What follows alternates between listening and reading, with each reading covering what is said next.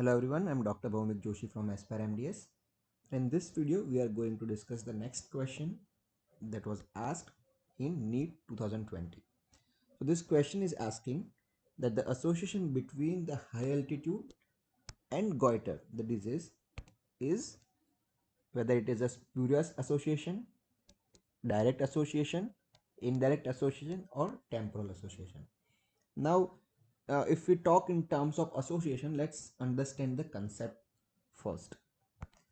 Okay, so as we know, the public health dentistry or the public health medicine in general, they are associated with finding and establishing the cause of disease, right? So let's say we are talking about two kind of studies that are there in the public health medicine. So there is, first is the descriptive study. So this descriptive study, first of all, it will identify the disease, that this disease is existing in the population, and what it will do, it will relate this disease in terms of host, agent, and the environmental factor. This is the epidemiological triad we know. Okay, and based on all of this, what it will do, it will create one etiological hypothesis. This is about the descriptive study. Now, once this etiological hypothesis is established, there will be analytical or experimental studies that will go on.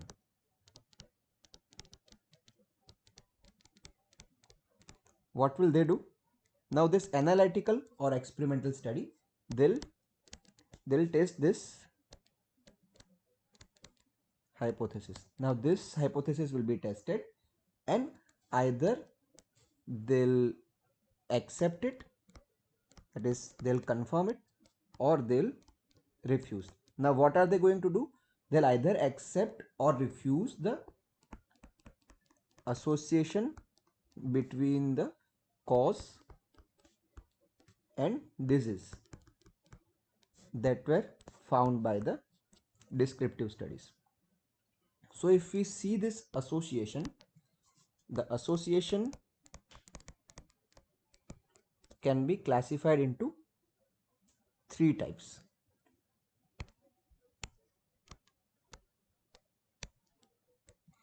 Okay, so the first type is spurious type of association. The second is direct association, and the third is indirect association. Now let's see first the spurious kind of association. Now this association is basically means false association. Let's understand this with example. One study was done in UK. So in UK, one study was done in which they did a study of the deliveries or the birth that were given at home versus at hospital, right? So in this study, what they found was that out of the 5,000 deliveries that were done at home and 12,000 which were done at hospital, they found the rate of mortality in mothers to be 5.4% in home and somewhere around 27.8% in the hospital. So based on this, the data that we have will be forced or will be misguided to consider that the home delivery is more safe and the delivery at the hospital is risky. Now this association cannot be proven. It is just the assumption that is done based on data. But if a proper study is done, it will be found that this deliveries that are done in the hospital, they are more complicated. Only the delivery is more complicated, the women will go to the hospital. Now this study was done quite back in time, so that was the reason that it only if it is more complicated and having more problem, then only they'll go to hospital, otherwise the delivery will be done at the home only. And that is why this deliveries that are taking place at home appears to be having less mortality, but this association cannot be proven as true. Okay, so that's why this kind of association are known as spurious association. Now next we'll see other kind of association, that is direct or also known as causal association. Now this direct association can be of two type. One is one to one causal and the other is multifactorial causal. The direct causal you can say to be AB causal. That means if factor A is present, then only disease B will be present. Or in the reverse, you can say the disease B will be present only if factor A is present. So this kind of one-to-one relation is known as direct causal relationship. Okay, and then we also have multifactorial kind of relationship, which can be of two types. In one, the factors A, factor B and factor C, all of them will cause change at the cellular level and it will cause disease. Okay, or we can also have A plus B plus C, which are working synergistically, leading to cellular level change which causes disease, but all of them are associated with the disease. So here the association is true and it is acting as cause. The factor is acting as cause for the disease. This is direct kind of association. And the third kind of association that we have is indirect kind of association. Now here what is happening is, let's say factor A appears to be present whenever disease B is present, but the reality is that there is another factor C which is common in both of them. We can also call it as